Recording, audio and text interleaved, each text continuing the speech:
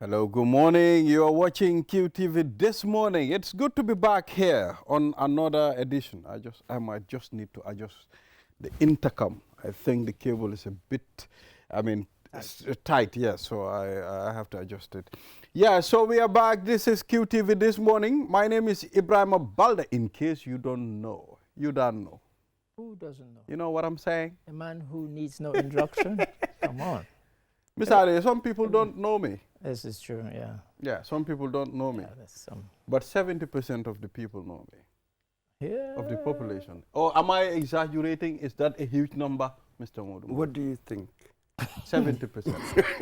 No. It should be 70%, my friend. They have TVs. 70% have TVs. No, I've been on radio. I've been rocking radio for more than 5 good years. Yeah. Where? Nationwide? Basse. Basse. Oh. That's where 70% Basse and Combo. I've been rocking Basse. Basse and Combo. You know, That's cool. The capital of the backwater. Yeah. Basse is the place to be, you know. No, Don't upset the No, Basse. I'm not shaking your hand. The way you are mentioning it, you are trying Did to... you know that in the mid-70s, Yeah. I lived in Basse. I spent there, 18 months, Hey. two years, Wow. something like that. I went to St. George's School in Mansajang. Was it, Oh, you attended St. was it some George's? kind of punishment that they sent you there? I have no idea. You see? Somehow, I don't know, I was Now about I- 10. I was 10. So, I don't know, Mr. Ade, what do 11. you mean? If they send someone to Basse, it's sort of a punishment? From Banjul? From I'll Banjul. I'll tell you something. If you want to be successful as an individual in this country, Yeah. you must pass through Basse. Okay. You understand? Yeah. All these prominent people in this country Like Mr. were Mboj. either posted in Basse, or they schooled in Basse, or Basse, they know Basse, or they've been living in Basse. You know, Mr. Mboji's 18 months in Basse could very well have been the making of him. So you could be right. Absolutely. You could We be right. played a role.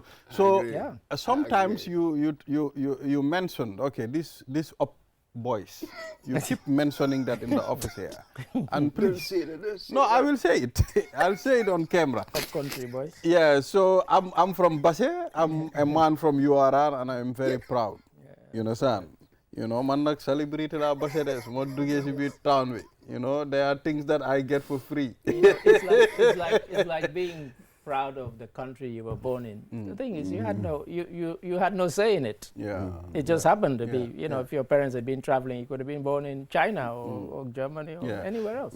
So exactly, I mean, this is what, most people are from upcountry and they settle in the greater Banjul area. And Tobaski is here. I know many people would be getting ready to go for Tobaski again. You know, normally what we say, okay, during Tobaski days, the whole greater Banjul area is empty. It empties out. Yes. So most people prefer going for Tobaski. You just see lots of people selling ram near the various roadside Yeah, impromptu markets spring up yeah. with the ram sellers, and it's quite a sight. Yeah. And we always tend Miss to do Ade, stories is that about time of the year again, man? Yeah, it is. You It know. is. Yeah. So thank you very much, viewers. We'll take a look at the African Code and the newspaper review with Mr. Ade Drame, although it said Mr. Mboj. But we are trying to change the way Mr. Mboji's it's children done today. here. So we'll also be talking to Luke Jata. For many years, I Yeah. have been spelling Luke's name as L-O-O-K Oh, instead of L-U-K-E. because it's Luke, not Luke. I call him Luke. Even It's on my Luke. phone, I save it as Luke. It's You know, Luke. but it's easier for me if I just type L-O-O-K and it comes. I suppose so. Yes. So rehabilitation programs within the prison system, the PRO would be here, Yeah. and dental outreach for the deaf. Yeah. The Gambia, the only time you go to a dental clinic is when you have a toothache. Otherwise, you see, there should be a special person that handles your dental records all the time. Yeah. So I think that people need to know. It's very different in somewhere like America, where they're obsessed with their teeth. So in around the 80s and 90s, you started seeing people who are not children wearing braces on their teeth. That was a very American thing. And then you started seeing it in Britain. Okay. Before that, you never saw it. Oh, You'd see no British person wore braces if they were over the age of 10 or 11. And now you see people who are adults wearing braces on their teeth to correct their teeth. In fact, the Americans used to make fun of the British and their lack of care for their teeth. They used to describe them as people with bad teeth. Yeah. So there is a kind of obsession. So from the minute you're born, virtually, you're going to the dentist, you're getting dental checkups, and so on. But here, you're right. I mean, even as we speak, there are a couple of people in the office who are now suffering with severe sort of toothache, and it's something that you shouldn't play with at all. But yeah, but when they have these outreach programs, people tend to go out and they get. So checked. what they did, they provided a dental outreach for this deaf school, for deaf children to help them, you know, check their teeth and see what's really happening, and also give them medication as That's right. well. I mean, and just to say, unfortunately, we were not able to cover that on the day due to some technical matters, but you know, it's nonetheless is something that we would have liked to have covered. Yeah. So we don't have footage of that, sadly. The brain is the best storeroom for wealth. The brain is the best storeroom for wealth. That's our African proverb for today. If wealth is knowledge and understanding, then probably yes. There are things that you can't even write down or even impart to somebody else. But you know, when you hear them say you have a wealth of knowledge, it means you've probably read extensively and you've retained a lot of things. Some things you retain, you're not even aware until something happens, and then it prompts you to say. So for example, I could be talking to Mboj and I might mention something, and he might say, if he was a former minister, as the philosopher Hegel said, I think, you know, it might prompt a quote from him that you know, relates to something that he read either at university or just in life. And so, but also just things that you know about the world and you know about yourself. So in that sense, yes, that kind of wealth of knowledge, the brain is the... Yeah, I think the brain plays a very significant role as far as the human being is concerned. Right. You need to have a correct brain to be able to cogitate, to be able to put things right. I mean, putting things right, I mean, it will lead you. You know, when we talk about wealth, it doesn't mean you have to acquire a lot of money put together, you know, that pile of money. But wealth is how you live your life. That's what I believe. How you live your life, how you take care of your things, how you bring solutions to different problems. That's a wealth of knowledge. Thinking, isn't it? It's about thinking, yeah. Essentially, it's Yeah, about that's thinking. what it's about thinking. Yeah. That's it, versus the other stuff. Yeah, yeah, quite. the material stuff, yeah, quite. isn't it? That's right. Really, genuinely, what is wealth? Yeah, quite. That's it. Yeah, But my brain, my knowledge, yeah, my skills, yeah. my wisdom, in the longer term, isn't it? In the longer term, yeah. this is what serves me. This is Even to make money. Yeah, quite. Even to be wealthy in the material sense.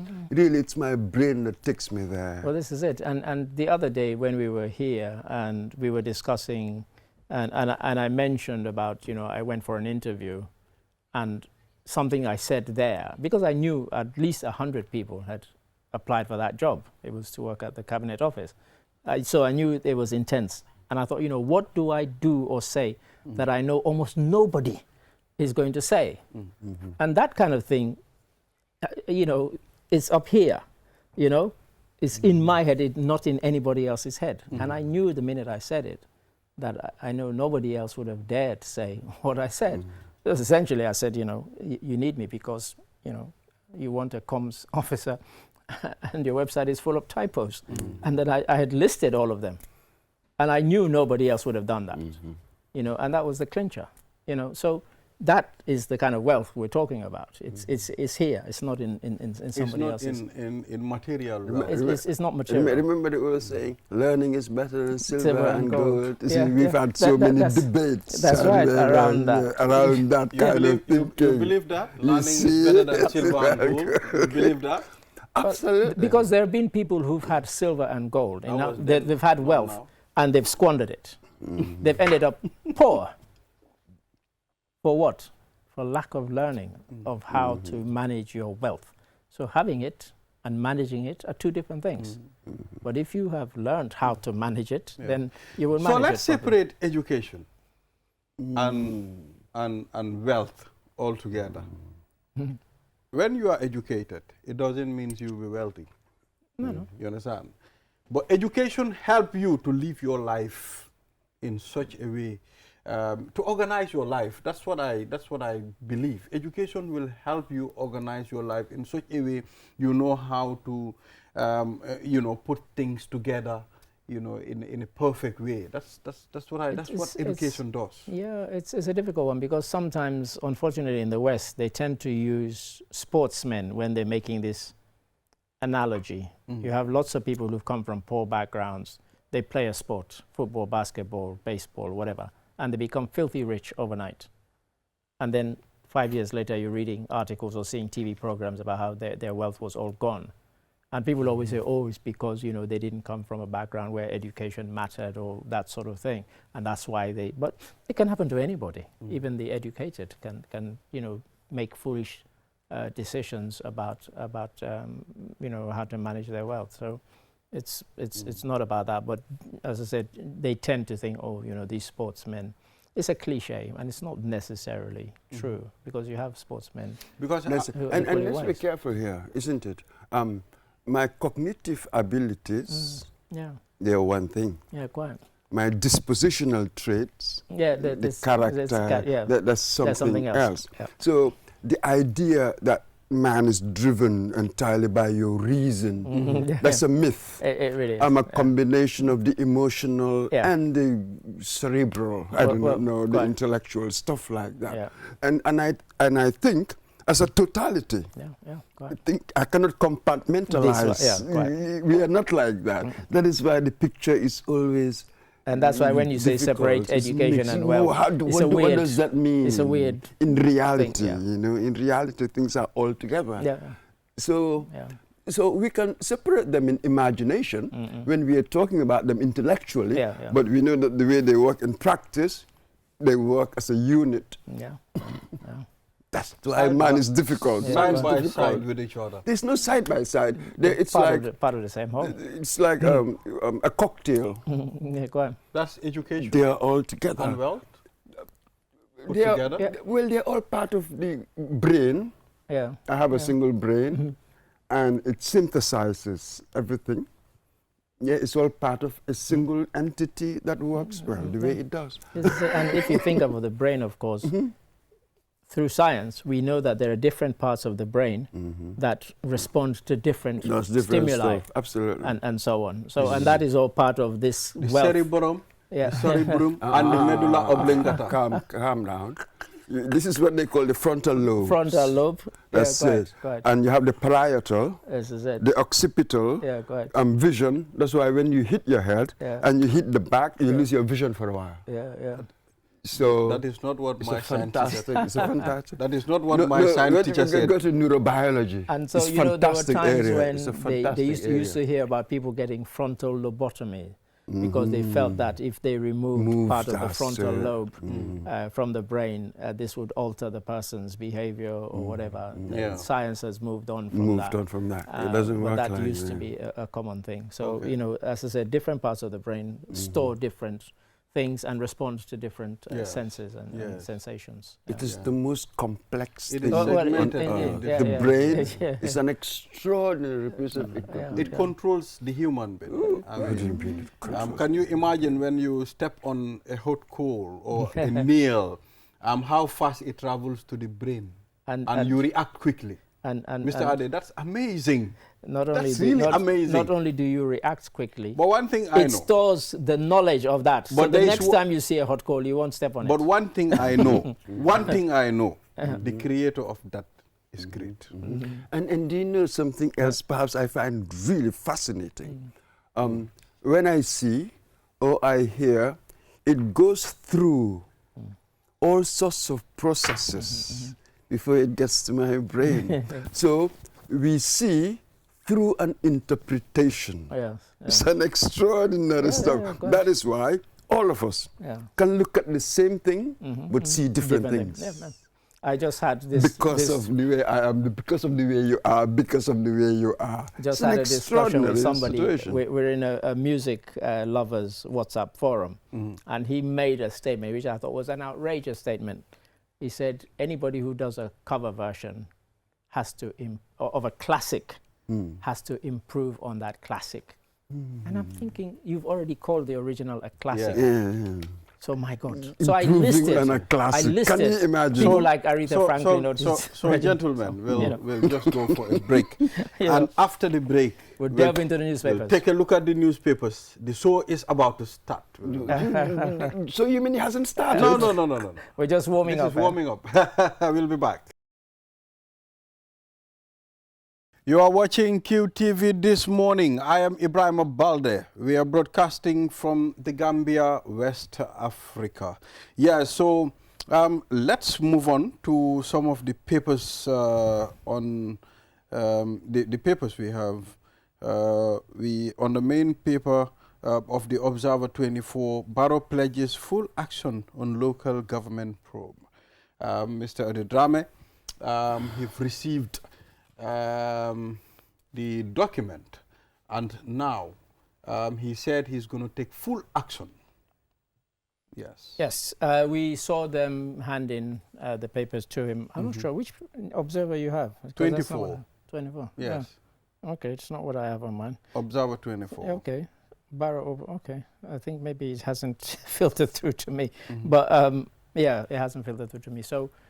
We saw the thing being handed over to him yesterday at State House, and we then saw the chair sort of explaining that every single council they looked at, there were serious problems, lack of accountability, and she said something which we've said on this program a million times. It's not that the rules and the laws are not there. It is that people choose to ignore them, bypass them, override them, overlook them. You choose your adjective. They do all of those things except follow them. And she said, this is what has been shown. And she said, no council was exempt from those sorts of failings. So it was quite damning. And if you saw the thing that was handed over, it was quite chunky.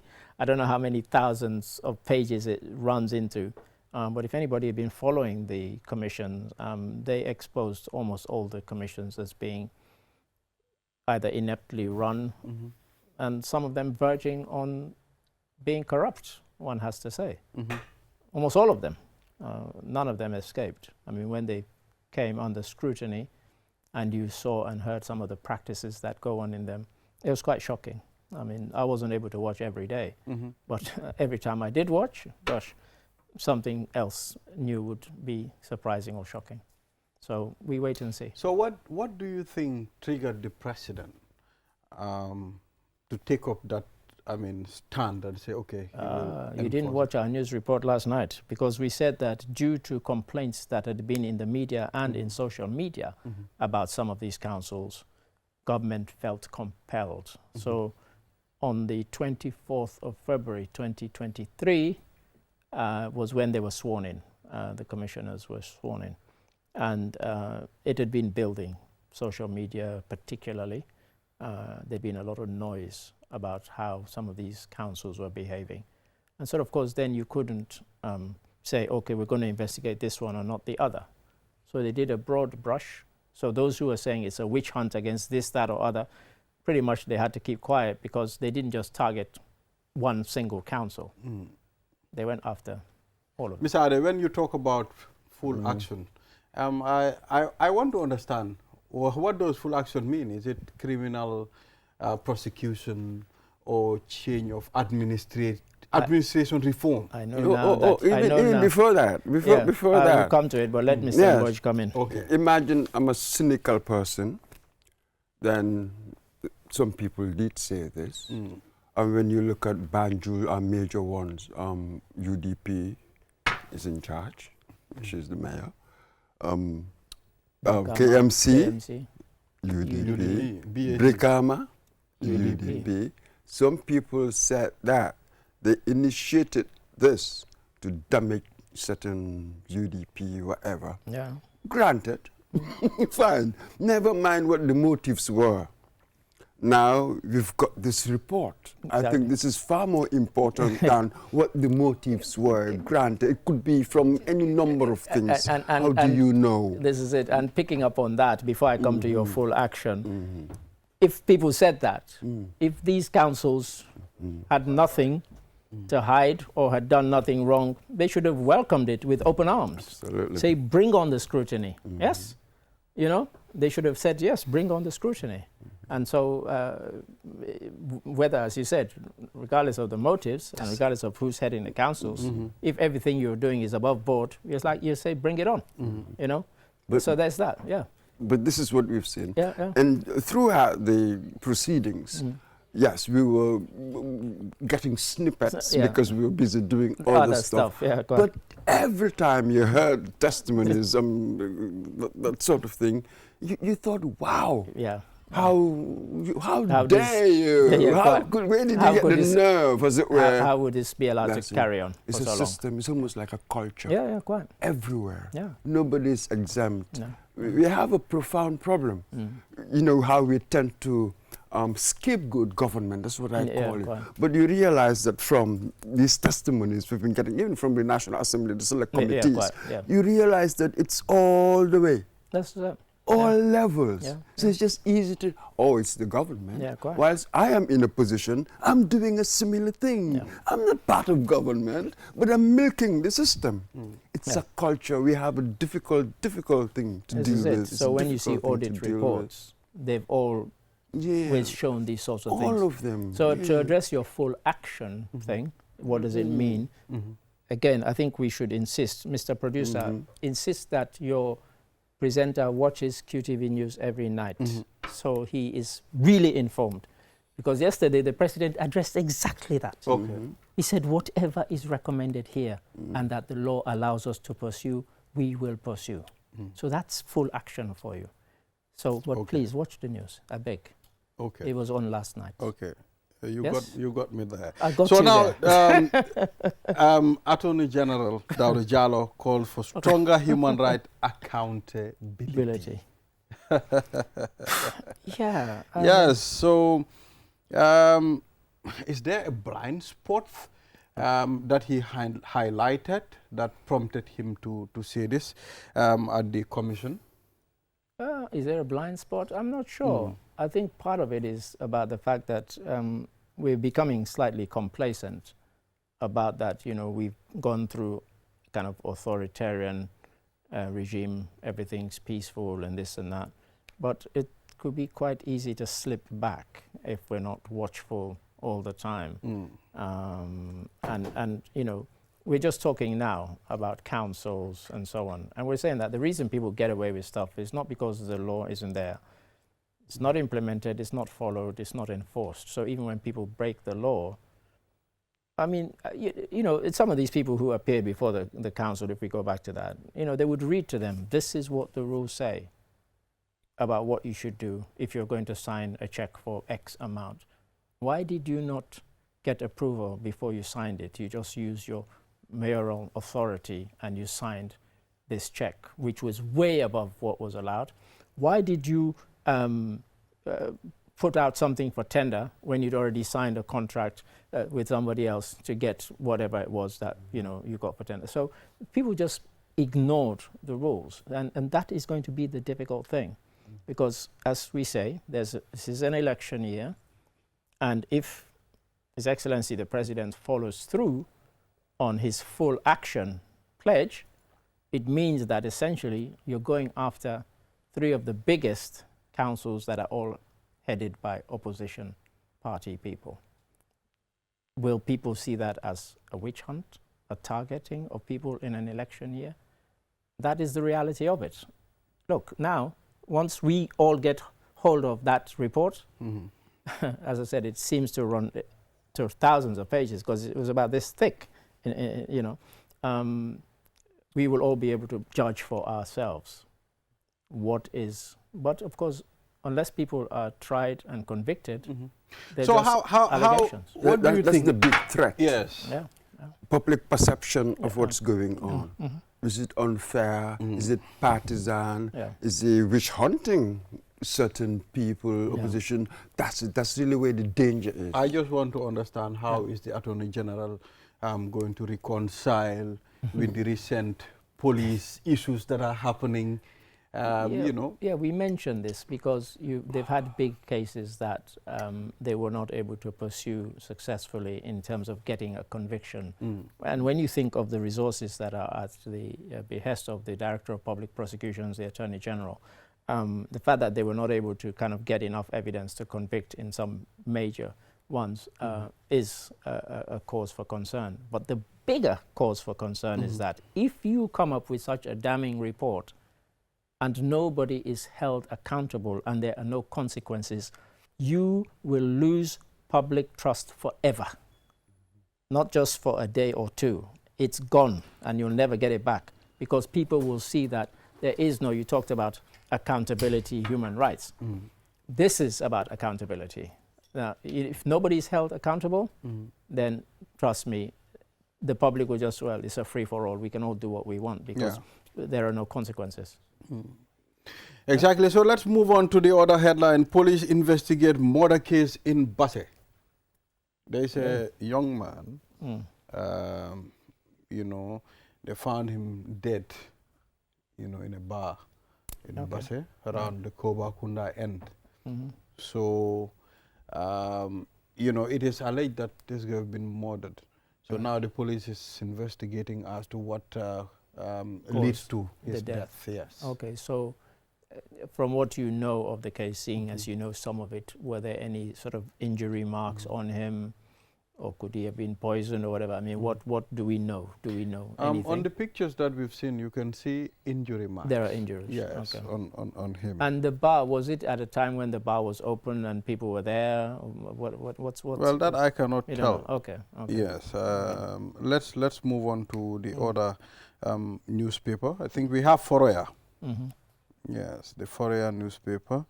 Calm returns to Fonyi as farmers prepare fields for 2026 rainy season. It's around the corner. It's a rainy day in Fonyi. It's around the corner. Yes. So you remember when those projectiles were flying all over the farms from Casamas end to the Fonyis, and most of these residents in Fonyi left their schools and farms, I mean, for safety. Yeah. And now calm have returned. Yeah, calm has returned, and you know the Casamance matter has still not been settled, but for the moment there is no conflict. So people are not fleeing their homes, they're not fleeing, you know, abandoning their farms, which of course, you know, that's their livelihood. We hope that continues, but that Casamance conundrum has still not been solved. But Casamance, they still... That's it. Calm until the next time. So this low intensity, that's really what is happening in Casamance. Low intensity conflicts. So once in a while they'll flare up until the next time. How can we have a long-term solution? Because it's been dragging on for the longest time. It's been dragging on for the longest. Longer than any war in Africa. Absolutely. Really. Well, you know, for the issue of Casamance, it's a bit complicated one. We all understand actually what the intention is. They want independence at some point. And you know, the Senegalese government will be even smaller than the Gambia. Will never give them independence because my suspicion is the original one, 1982. Really, that's when it was formed. That's right. Was it Jacoma? Senghor. Senghor, I'm not sure whether originally it was about independence. No, they wanted greater autonomy. They just wanted greater autonomy. And then government from Dakar spent on us. They were neglected. That's right. Absolutely. There were genuine grievances there. So maybe the subsequent generation were more hardened. There's you know, the people who wanted independence. But originally it wasn't. When it started in 1982. So, you know, for the issue of Casamance, I mean, they felt left out. You know? That's what I just said. And, you know, sometimes, I mean, we were here and we talked about Basse. We talked about, okay, people from that end. You understand? I'm from Basse. So it doesn't mean Basse is left out. We all know how important Basse is to the Gambia. This is a problem not just in Casamance, Senegal, and so on. It's an African problem. So if I take you to Sierra Leone, if I had taken you to Kono between the years of 1967 to 1972 in Sierra Leone, imagine this was the area of the country where maybe 90% of the country's diamond wealth came from. If I'd taken you there, you would never believe that this was the place where the country's riches came from. It was a wretched place. It was terrible. And yet, that's where, at least in those days, 80 to 90% of the country's diamonds came from. The only good things they had a casino that you could say was probably world class, and they had 2 cinemas that were also kind of world class, Opera and Hollywood. Apart from that, the streets were unpaved. It was terrible. I went there in the 60s and early 70s. It was dreadful. But it's that kind of thing. Really, the urban bias. Yeah, go on. Let's go to Britain. Yeah. London, South, Yeah, they spend more there than up north. Yeah. I'm sure when you go to the US, you'll have a similar thing. Yeah. So the urban bias, Yeah. yes, we've seen that in our It's a developmental global thing. models, Yeah. as it were, Yeah. that sort of thing. But at least now we are aware of this. Yeah. Then how do you redress? Yeah. Is it the self-awareness first, Yeah, exactly. and then you try to And when redress it, and this- to keep them there, to keep this- people, Go on. you know. Yeah, I mean, when in these PASTEF areas. came Yeah. into being, we felt that there would be a kind of rapprochement, you know, some sort of... Because of the yeah, Sonko connection. hailed from Exactly, Casamance, that connection. you know. So, but that's not happened in any But meaningful that way. that will tell you it's a complex one. Yeah, if it's not happening now, then it will be very hard for it to happen in the future. Okay. Yeah, so Gala movement, members charged with unlawful assembly, granted bail. For me, I just want to understand what does this signify as far as freedom to gathering is concerned. Is this not compromising with that clause? You know what your first item was about human rights? This speaks directly to that, those concerns about accountability. Yeah. It addresses that perfectly. Because the fact that we still have unlawful assembly laws on our books is a scandal. What's unlawful assembly? We have them in the books. In our statute books, in our laws. They are still there. They have no place being there. Unlawful assembly in 2026? Are you serious? Like, come on. And this basic error, isn't it, Eddie? You need a permit from the police. Actually, you're not asking them for permission. I am giving you notice. Yeah, go on. That I intend to. I intend to do this.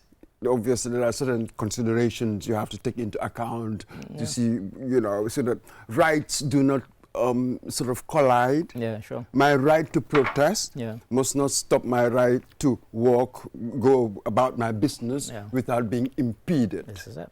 So that's why you have to give notice to the police, then they'll know what to do. Yeah. But here, because everything's been distorted, after 22 years, we're still living with these distortions, That's it. as it were. So they think that, somebody was telling me about the video, apparently the police official saying, we got instructions from above, and you're not going to do this. I'm like, what a scandalous thing to say. It isn't about you got instructions from above, because what we expect is that operationally, the police are autonomous and independent. That's right. So tell me that you've broken law A, B, C, and D. That is why I'm doing this. Not that I received instructions from above. It sounded so childish. Yeah, and people were complaining that they had said to the police, you've detained us for more than 72 hours, are you going to charge us now? And the police didn't seem to know. They didn't even seem to know the law. Yeah. So that's quite dangerous, really. We live in a country where the police don't seem to know that they're not allowed to do that. We've gone beyond that, and so we thought. So where is all our capacity building going? Well, this is it, because the thing is, we keep saying we've moved on, but the fact that we have things like illegal assembly still in the books. People always say, oh, we're not as bad as we were in the bad old days. But the fact that we have not repealed those laws Thank mean you. that when it's convenient, Thank you. we will still apply them. Thank you, Mr. Adedrame. Your driver's license is just 12 months. Expired. 12 months. You know, And it's supposed to go for 3 years. Yes. And it's 12 months. and police stop you. And they stop you. And the book says 3 years. 3 years. You understand? The law says 3 years. So I think those are the things that we should. You see, it should start from somewhere. Yeah. So at this point, gentlemen, we'll take a short break. After the break, we'll talk to Luke Jatta, PRO Gambia Prison Services, on rehabilitation programs within the prison system. We'll be back. This is QTV This Morning. If you're just tuning in, we are broadcasting from the Gambia, West Africa. We are on QCell Avenue, Serekunda. Now let's move on. We have Julde Njai already. Julde, how are you? Good morning, Ibrahima. Good morning to our viewers. I am fine, alhamdulillah. It's good to have you here. Thank you. Yes. So we'll be talking to Luke Jatta, the Public Relation Officer of the Gambia Prison Service, and on rehabilitation programs within the prison system. Good morning, sir. Good morning, Mr. Balde, and also Should we say ASP or I'm superintendent. Superintendent? Yes. Yes. So it's good to have you, Luke, on this program.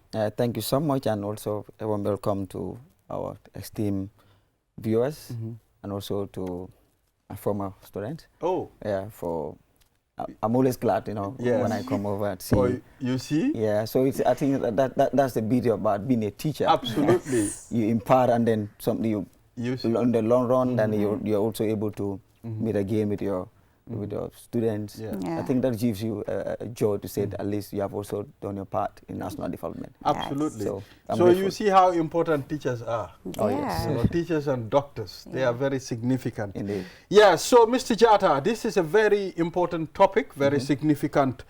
We want to understand what prompted these rehabilitation programs within the Gambia Prison Service, and what type of rehabilitations exist at the moment. I thank you so much for that wonderful question. If you look at the prisons itself, the Constitution provides that our key mandate is security, and also to make sure that we reform people who are in conflict with the law.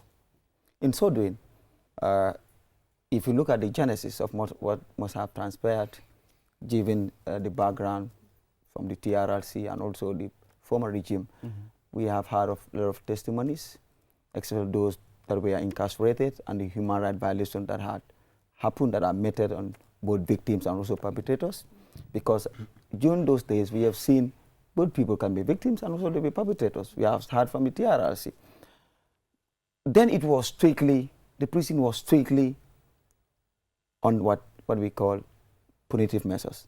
That means retribution, punishing for the crime that you have committed. And there were little, we have seen that then it were little rehabilitation programs. And that alone had also caused a lot of lapses in what the Constitution has mandated us to do. Because key mandate is not only security, but also rehabilitation, reformation, and reintegration. So we work on those key principles. Because globally, that's how prisons work. In the context of Gambia, I think then it was a different facelift that we have seen. But when the new government came, you know, and then, of course, when the new government came, there was also change of administration. Then we have seen a paradigm shift in respect to reformation. So we are strictly on reformation and rehabilitation programs. And then because of that, partners then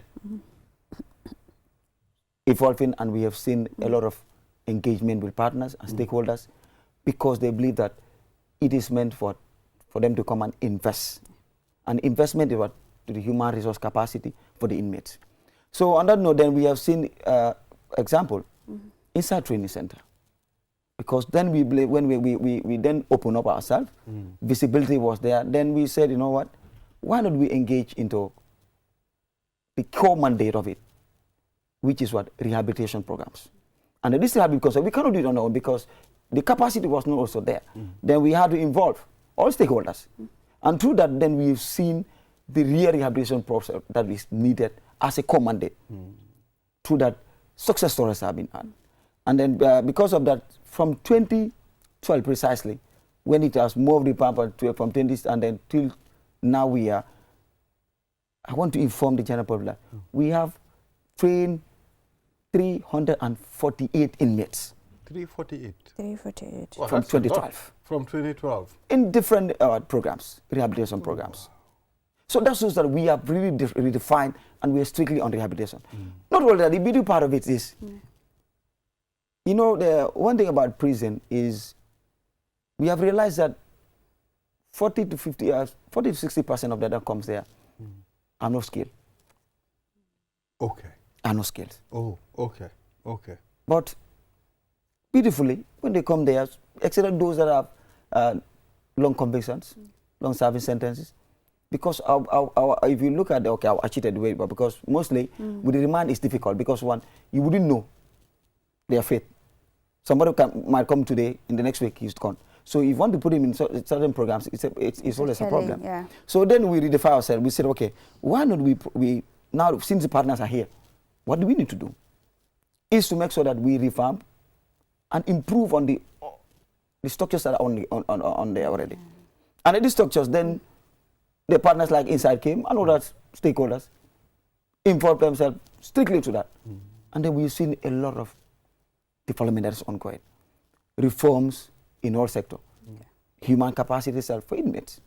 To tell you, those that have been long-term convicted, most of them have more than 2 or 3 skills Skills now, wow. in the prisons. And this is a clear testimony because how do you know that? Upon their discharge, we have do what we call re-education program for them. Which is very important. Because that's the hallmark. So that in the community, so that there will be trust within the system. Okay. Initially, then they will say, since he's there, while he's in prison, serves and then go back to society. So it become like on and off. So that alone also has also reduced recidivism. Meaning people, it's like a switch, on and off. Then back days, it was very predominant. But now recidivism is very, very slim because let's say that I'm in prison for 5 years, outside I do not have any skill. Now I'm in prison, I have a skill and I'm back home. What do I do? If there are skills, I'm able to improve myself and then earn a living. And then that alone shows confidence in the people, in the society. Because and then people have, let's say, competed for murder, maybe serving 10 years, 15 years. The percentage of people that once you're a murderer, you're a murderer. Because the fear factor will be there. But now we have seen that it has also, communities are now embracing that because of the change that has affected while they're incarcerated in prisons. So now, since we are on rehabilitation, as I said, from onset, good number. So last month, the 30th of May, April precisely, we had a graduate of 50 inmates, including two officers. Not only inmates, but most of the time, of course, our focus is always on the inmates. Yeah. But officers are also equally important. Okay, so they are also training? Yes, they're also training. Imagine you have 2 of them who are trained in tailoring. Wow. Oh, wow. 2 officers, and they are female. Oh, wow, that's really... So it's quite impressive. Even the previous list, most of them have been also ongoing there. So the event was a milestone in the sense that government shows commitment. You see, one thing I tell people, if the government is a driving force, what happens? It helps to redefine the institution. And it was with a high-powered delegation from the states. Imagine having the Minister of Defense representing the President of the Republic of the Gambia. Because he would have loved to come. But he has to read the Minister of Defense. And also the Chief Guest of Honor was the Minister of Higher Education, Research and Education and Technology. So what are the different programs that they were trained on, the 50 inmates that just graduated? Yes, equal because it's in different we have those on satellite and electrical installation, and we also have plumbing and tailoring. Not only that, but it not only about graduation, but it also consider that it also the inauguration of a story building, 6-class story building. And guess what? This story building was built by the inmates themselves. Oh, they did the construction? They did the construction through the supervisors. And funnily, at some point, I go there to see what is happening. I asked the supervisor, how did you arrive at that? He told me, you know what, interesting part of it, some of them never knew even how to tailor. It's on that training that we have shown, and today we are able to do this. And the timeline was 6 months, and they were able to finish within 3.5 months. Wow, that's impressive. So that shows that, the capacity is there. It's just us boosting and giving them the resources. And then we imagine 6-month project. But they're able to finish it in 3.5 months. That's a lot of So not only that, but we also seen that hardworking enough inmates who graduated, the government has what? To compensate them. Not only compensate, but also a tap, job well done. Each of them we are given, 24 of them we are given 10,000 each. Each of them? Each of them. Okay. So did they, at those people that graduated, did they finish their prison sentence or this? Yes, some of them were, I saw some of them who have already served their sentence. Okay. And then they've come back for the graduation, while others are also serving they are currently serving their sentence. So the DPD parties, these are some of the approaches that we're doing, because that's how we also help others to participate in the rehabilitation process. Because as you said, it is not something by force, but because we come and then buy the program to you, willingly you come, and then it becomes an investment, a lively investment. Because life skills, it's something that we live forever. Even whether you are employed or not. Because the ultimate goal is what? To make sure that people are self-reliant. Self-reliance is that, so that if you leave, you will not be a liability. And then we have seen that not only, but even outside. Imagine if some of them were trained, now they are also tutors outside. Like if you go to inside training, some of our inmates who were while in prison are now tutors. Okay. At inside? In inside training. Who trained them? So that's the beauty part of the success story. Some of them, because through the integration program, they have their own business ongoing. Yeah. So, PRO, do we provide counseling services for them? Yes, we do. At initial, I said the prison alone cannot do it, but with partners. And I'm also happy to say that we have organization. Specifically, we have an MOU with Jollof Care Center. So we say Jollof Care, thank you so much. And then most of their work is what? Psychosocial support. And this psychosocial support actually is extended to the female because of their delicate nature of who they are. And then weekly, week out, they have these counseling sessions. We have seen, in fact, as of last week, I was just passing, I saw them having counseling session with a counselor. So equally, as a management, also looking at to train psychologists. We're also on the verge of training psychologists. Because it's important. We have social work, social welfare officers who does that, but we understand they're also limited to a certain extent, because psychology, what they does is mostly of trying to the mental stability of individual. So not that, because we also believe that this for you to deal with the cycle, we also have embedded with activities. During those we have what called aerobic training. You know, those that go to the gym, you understand what they say. Acrobats, because it helps you, it eases your burden. Like also the female, the male also, they are into games, recreation facilities. That will really define, because it's all about stress, well, to ease of stress while you are in imprisonment. Because the one thing I tell, imprisonment alone, it's a trauma. It's a trauma. It's a trauma. Talk less of you being there. Yeah.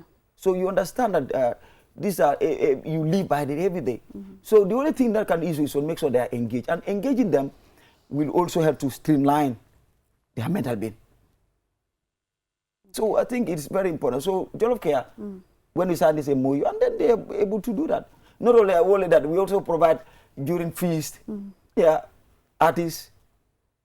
Yeah, International Men Day, artists came. There was a day Hussein Dada performed that. Yes, very well. Not only Hussein, most of the artists. Okay. Barhama, okay, and also the guy from Nyancho. Nyancho, yeah. So equally, all these were avenues that we also helped to make sure this social support is given to them, and it was so beautiful. In fact, we were there till late. Late night, they were not wanting to go because it helps to ease up, as if nothing has happened. Because it is important. It is. They're human beings. Yeah. In as much as people are incarcerated, they also have other rights that we also want to accord them. True. Though because they are also limited, they are contained by virtue of because they are convict. But that doesn't mean that your fundamental human rights are taken away. Of course, but certain rights, we make sure that we accord to them. Right to life, right to good health, education facility, and even education, because we believe that through this, it will also help to improve their mental being. How about the conditions of the prison service in terms of the rooms and all Overcrowding. of that? Overcrowding. Yeah, because ideally, if you look at the capacity of the prisons, I just want to set a standard. Globally, overcrowding is a phenomenon anywhere you go. Even the most organized prison that they complain of overcrowding because one, the growing population also plays a role in that. Yeah. Imagine a prison that was built maybe for 200, but now you're having about 600, 700. What do you expect? Of course, overcrowding. Our main concern, like in the Gambia, is mostly when it comes to remand. Because one, what makes so overcrowded? Because one, the fast track of their cases to that extent. Because let's say, for example, if you have a case that should last for maybe 6 months and then you were there for 1 year or so, what do you expect? So that means that people have been there. So overcrowding is a challenge for the business. But the government, not only that, but to us, is also an opportunity. Why an opportunity? So that will inform the people outside that come and invest in the prisons. Come and be part of the development. Come and reform it, because it is not a state entity. It should be a national interest. We have had overcrowding. But to me, I see it as an opportunity for partners. Not only that, through that, we have seen partners that also came to our aid. The UN, the UN bodies have improved on that service delivery. The state has also helped to improve other structures so that issue of overcrowding is being contained. But because of the growing population too, it has also evolved on the crime rate that we are also talking of. Because one thing about crime, you can help to mitigate, but you cannot stop it. Of recent, we have had issue of gala. So what will happen if, let's say, for example, 20, 30 of them were arrested and imprisonment? What will happen? So gradually, because you cannot contain the number. As of today, maybe we'll have 700. Maybe before you leave, you have maybe 730 or 700. So gradually, the numbers are increasing. So that alone, it also have an indelible mark in our reform. But we're saying that overcrowding is a global phenomenon, not only so peculiar to prison, the Gambia prison, but internationally. So even the most assets that you go to Senegal, I've gone to other places, the same thing they also lament on. So it's overcrowding. So in terms of the rehabilitation, reformation, and also reintegration, process that you're talking about here, has this been decentralized or is just focusing on? Yes, it's very it's decentralized, because part of those who are that graduated, we have people from Joshua, from Janjanbureh instead. Janjanbureh. Okay. So Janjanbureh also we have inside have also built the same program similar to what we are doing here. Okay. Because we believe that people in Janjanbureh also need to benefit. Okay. And not only that, they were acquired, in fact, through our partners like TICA, because if you look at the model itself, the new storage bin that was built, it was through Holland MRC Foundation with TICA and also Gambia Children First. So outstanding students, we are accorded the most outstanding, we are given what we call toolboxes. Some of them are from Janjanbureh. So that shows that we are very committed. So it is not only limited to those in Mile 2, but also those in Janjanbureh.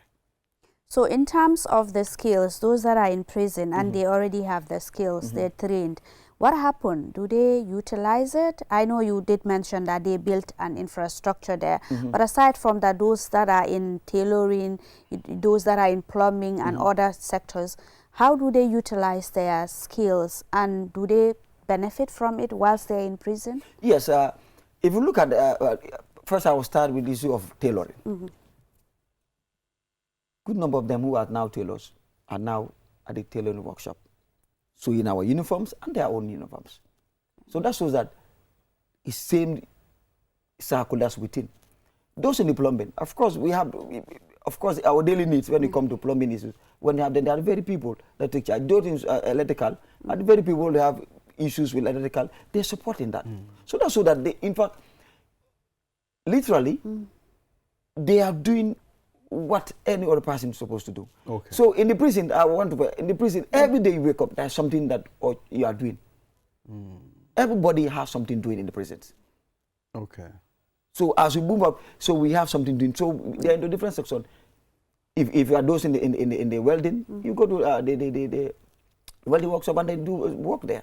So we use them, even us, we use them, and also part of our technical training, technical institution that we are doing there, so that they also participate in the workforce, because they also we need their service. Yes. So that they learn. In fact, it gives them joy to do that. Not only that, except with the women, they do bidding, and interestingly, and currently, their bid materials are already at the international trade fair. Oh, Where the Jollof Care has already have a stall. okay. And then they are selling these Where beads. they are selling. Not only that, but the proceeds come back to them. To them, okay. About 75%. Okay. 75% of those wheel beads are giving back to them. Incomes are coming back to them. So it's like skill is giving them income while they are While they living in are. So prison. these are projections. These are projections that we're looking at. Okay. So that not only, but by the time you leave, at least you have something. Yeah. So Let's say, for example, because the trade fair, annually we have 2 or twice. And then you are participating in this. So whatever is sold, it kept for you. So your only needs that we need, of course, prison cannot give you all, but you might need something better, maybe things that for adjustment. Yeah. Thank you. You use that for your own good. Good. Yes. So to me, we are very, very committed when it comes to rehabilitation, because we believe this is what can transform. Thank you, the Piaro. True. Thank you very much, Piaro, for coming. We've exhausted this time already. Finally, I just want to know, willingly, do inmates join willingly, or they have to join? Willingly. Or willingly? Oh, Willingly. If you don't want, okay. I don't we want said to yes. do any But let me skill. tell you, I said now, everybody wants to participate. Wants to Because in participate. fact, Who to tell you doesn't that, want to have the a new skill? facility that we have now, Yes. that we have inaugurated, Yes. now you can, the hairdressing is there for women. Oh, saloon. And it is well equipped. All the offices, all the units are very well equipped. Thank you. Very soon we will start going and doing our makeups at Mile Very 2 well. Central Actually, Prison. the female, and then we are saying Keep those are the on ones. Come and see what they having are. wedding, like you go to Mile 2 and do your makeup. Yeah. Oh, indeed, I think we'll be very glad. I think that shows that Yeah, we are really rejuvenated. Absolutely. So, Absolutely. Which so is that's why I said important, reformation is a process. Thank you. And Thank you in that very process, the much. government will say, extended to the partner, we say thank you. Without them, I think Yes, we it not cannot reach this far. To inside training and also all the stakeholders, we say thank you so much. Thank you, Piero. Yeah, and we then have exhausted this time we are already. grateful. We are Yes. grateful. We are So, I grateful. mean, that's Luke Jarrett there, the Public Relation Officer, Gambia Prison Services. Let us don't look at prison as a death sentence. Prison is a place for rehabilitation. You know, nobody knows what's going to happen. Nobody knows who's going there. So it's important for us to know, prison is always a rehabilitation center. Yeah, so thank you, Luke, for talking to us on QTV this morning.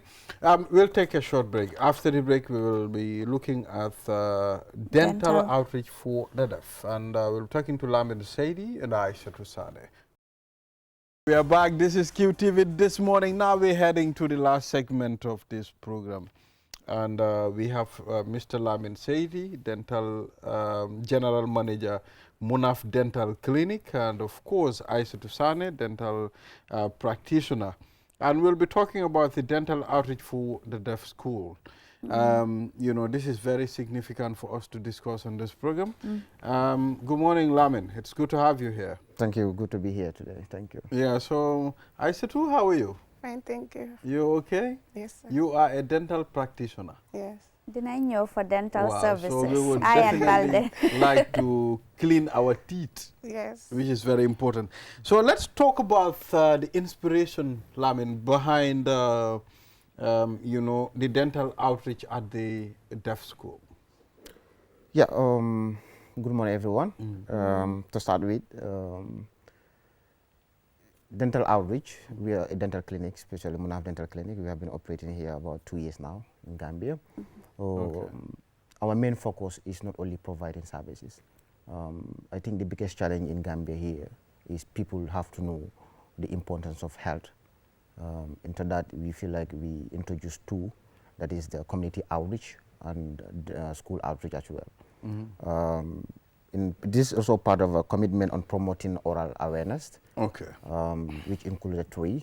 The first is make sure that the children also understand the oral hygiene practices, and also prevention of common dental problems, and also educating, trying to maintain very good dental oral habits, which are very important. So this is the main. So we feel like, okay, we have to reach out to schools where we're going to educate people concerning about common dental problems, and also how to prevent themselves from all dental procedures. So that some of the methods they have to use trying to prevent themselves. Yes. So how significant is this outreach program, especially to people with disabilities? Yes, we already have some plan on disabilities. Let's say the deaf. We choose the deaf schools. It's not the first school that we visited before. Before we choose the deaf schools, we have visited various schools, Arabic schools, English schools, any schools. We want to reach out as most people as possible. So we choose deaf schools because we feel like they are also important in our society. Because we cannot only be using our digital platforms reaching out to them. We want to reach out to them physically so that we can provide these dental services. We are not only just trying to educate them. We also, in a part of the initiative, we also select an amount of students that will also have free dental services. So the way we do is that we provide free consultations on that day. We assess as much as about 50 students, which also have different dental problems. Cleaning, root canals, filling. So we choose these 10 among those that we're gonna they will visit in our clinics that we're gonna provide those services for free. Then how do you go about the selection? Because you go to a school where hundreds of students are there, and let's say, for instance, you have over 200 students who have dental problems. How do you go about the selection? Good morning, everyone. So what we usually do, it's like when we go for a consultation, it is the school that usually select the number of students for us who usually have these dental problems. So when they come to us, within us also, what we do, it's like we do a consultation for them, look at some of the serious problems. Those with serious problems, then we select from the list of the consultations that we already did.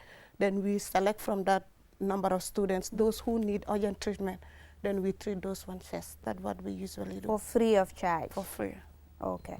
So dental services, what are some of the dental problems that people are encountering in the Gambia? Because now that you've interacted with both, people, but also you've expanded, your outreach to schools. Yes. What are some of the dental issues that, is affecting people in the Gambia?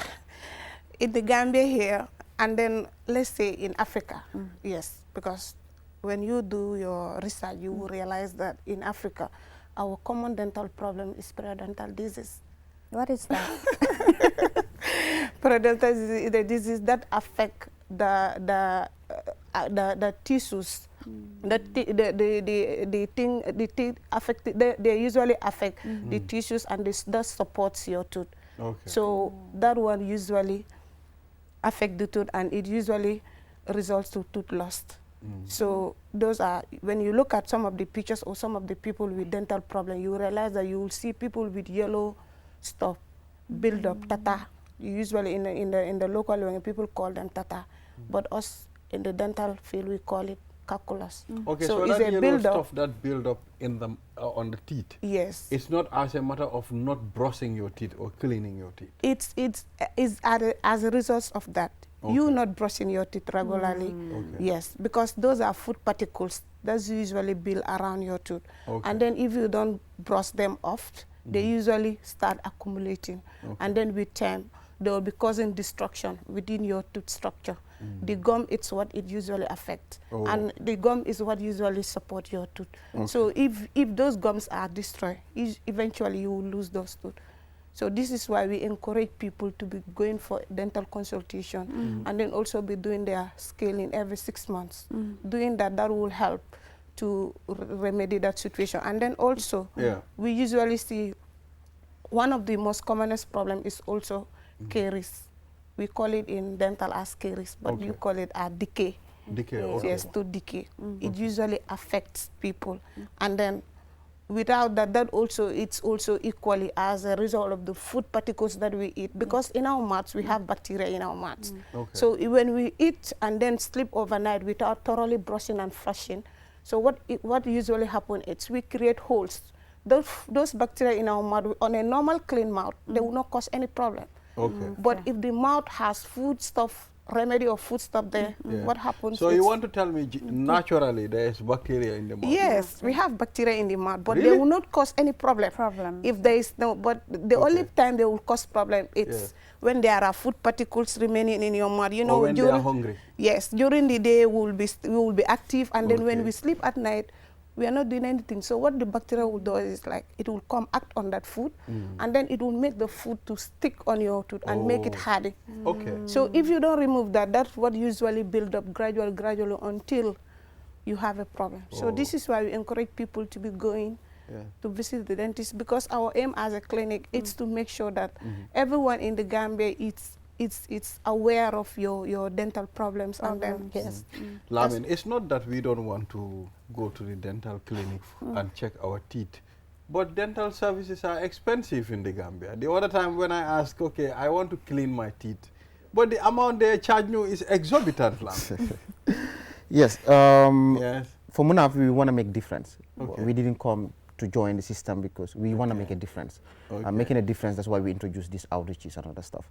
So it's owned by Gambian. We are all Gambians, everyone working there. So we understand our people, we understand our society and the average of people in the society. So that's why in Munaf, we didn't have that much fixed price. Okay. We see some people walks in, when we charge them, let's say $100, they can appeal to, okay, I just have $25. But we have no choice because these are our sisters, these are our brothers, these are our mothers. I can tell you this, in Gambia, we have everyone have a dental problem. Because before, what we understand about dental is all about extractions. Extractions. So when even your tooth is not infected, is good, in a good shape, just you are just feeling pain, the only option they have is to extract it. You understand? And that's also discourage so many people in the societies. So, and also, it also builds some misconceptions about dental because before, there's no other service like root canal. You understand? Root canal meaning the tooth is infected, the only thing you can treat it. Okay, the canals inside that is making you feel pain. You can make a treatment than just extracting it. So we're also trying to educate people concerned about dental services. There are other options before, not only extraction in dental services, there are other options that you can do before you just lose your tooth. Because let's see, natural tooth and artificial tooth, these are two different things. You cannot just lose your tooth like because you feel in pain. Yes. It's good. You can only lose it if there's some options. You understand? You can only know that if you visit dental clinics. Yeah. So before, our mothers and grandmothers, they use this thing called, is it bona? Jam, exactly, jam. And, you know, they normally say that when you do that, you don't have, you know, tooth problem and all of that. Is that medically something that is true or accurate? That's because not they lose a lot of blood, and then, you know, the claim is when you lose that blood, that is a blood that is not good, so it flushes out all the bacteria. I think that one medically is not even advised, because then what they do, it's like they tie many needles together, and then what they do, it's like if they do it for you, they will do it to the next person using the same needle. So it is not, it can cause a lot of transmission from one place to another. So it's not something, when a tooth is infected, so you need to go to the clinic and then they do root canal. Root canal, it's an embalmment. What you do is we open the tooth, remove the nerves, and then let the tooth stay. The tooth will be staying there, though it will be functional because you use it to chew, but the tooth will not have any life again. So it will be there, just like you embalm, remove the paralyzed. Yes, but the tooth will be there. It will be there. It will be there, but it will stay like that. So instead of you removing the tooth, you will still have your tooth there. But using denture, because denture is something that is very difficult. It will not pain you. No, it will not pain. It's like also sometimes it's a 50-50 chance, although root canal, because with time there are sometimes you have reoccurrence or reinfections sometimes happen. So all these are things that you can go to the clinic. Without going to the clinic, you will not know all these problems. Things. So how do we? Go ahead. How do we go about, you know, caring for our teeth generally? You know, what advice would you give to people? Maybe home. Homes, you know, because before we have this called the local sticks, sochu, you know, you do it, which is very effective though. Yes, but now all of, you know, things have modernized now. We all use brush, you know, and all. How do we go about ensuring that we care for our teeth? This is why we said when you wake up in the morning, the first thing that you need to do is to brush. Okay. When you're brushing, at least don't go on about like this, brush, you go. Okay. At least give it some time, like 2 minutes of brushing. Brush gently also. And then there are ways in which you brush. You can create also equally destroy your gums or your tooth. So there are ways in which you need to brush. You need to brush gently, but not like this. Yeah. You're going to destroy your gums or your tooth. Okay. So that's number one. Also, equally before going to bed, you need to brush before going to bed. It's very, very important. And then secondly, also be flushing. You need to flush your teeth, between your teeth each and every day before you go to bed. It's important because sometimes when you eat, food particles enter between. And those ones, just using the brush will not remove them out. Yeah. But when you use the brush, it's a thread like. You use it between you to flush the food particles out. And then also what we also advise people to do is for them to minimize their sugar intake. Okay, sugar. Yes, It's a challenge. Yes, especially the kids, it's a challenge because sometimes you'll see a kid like 2 years, you have cavities. So Because they will buy sweets and chew them. yes, Sometimes those things can bring problems. and yes, they will. And then also what I also want to encourage parents is to supervise and encourage their kids to start brushing at a tender age. Because if you do that, that will help them to have the habit of brushing before and going to bed. It is really important. And then also going for a dental consultation every 6 months.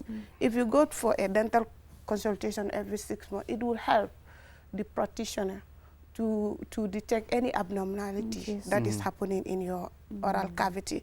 Okay. So those are some of the things that you need to be very, very careful and then take note of when you want to maintain a good oral hygiene.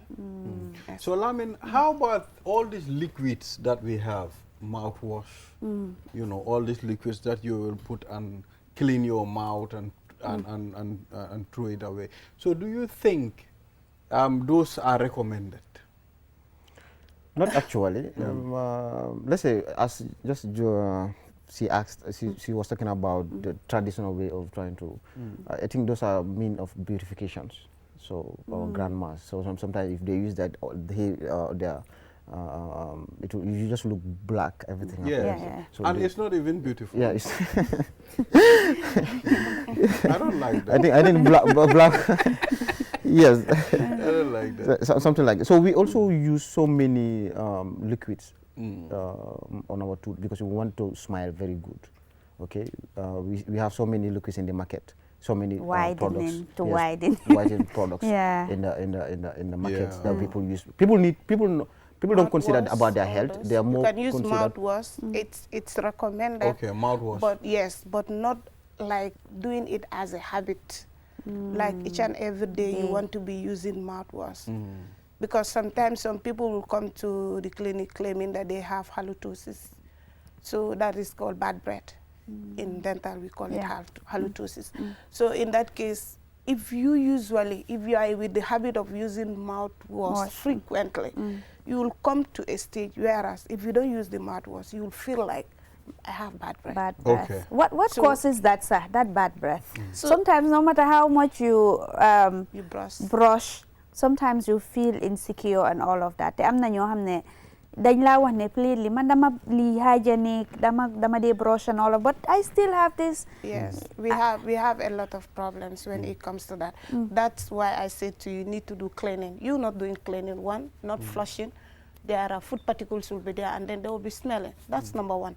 And then two, also, sometimes you have problems. Not those people with ulcers. They are also prone to that. You have bad breath because the ulcer is in your Stomach. So Yeah. what happens is when you talk like the smell comes out. It comes out. So that's also another problem. Oh. So, but then we are talking about the mouthwash. So what I wanted, it's like a lot of, especially young the young generation. Yeah. What they really want, they want to be using mouthwash frequently. If you continue using it frequently, what it happens is there are instances whereas when you don't use mouthwash, what you feel like you have bad breath. Yeah. So because you have it as a habit. Finally, So it's important. Yes. You use it sometimes. We you exhausted. use it. Lamin, we just want you to tell us where is your clinic located, and you know, just some of the services that you do. We will before come there, sir.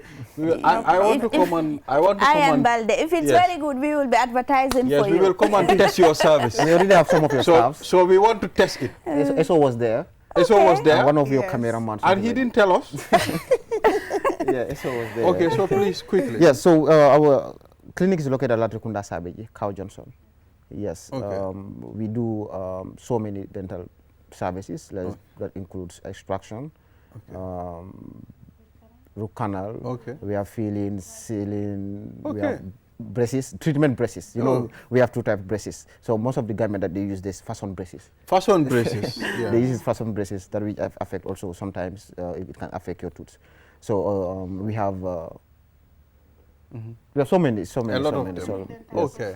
All right. So if anybody want, you can go to Cow Junction and ask for Munaf Dental Clinic. Yes. Yes. If you talk to us too, we will direct you and we'll link you to the team. Thank you. Yeah. So we also one thing is that Munaf, we want to expand this outreach countrywide. Okay. We want to at least we need a sponsor. Yes. And that we can be able to reach Okay. out from here to Basi. Okay. And every region at least we want to help as much as Okay. people.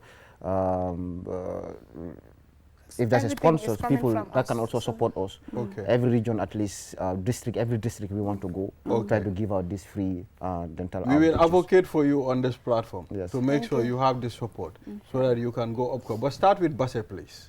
Yeah, So because I know you're at we- Basse. Start with Basse, please. Yes. Kermama also. Okay, Mama. Okay. Kermama, yes. specific. All right, so this Yes. is all we have, Julde. We'll be back here tomorrow Inshallah. for another edition of QTV This Morning. Until then, bye-bye.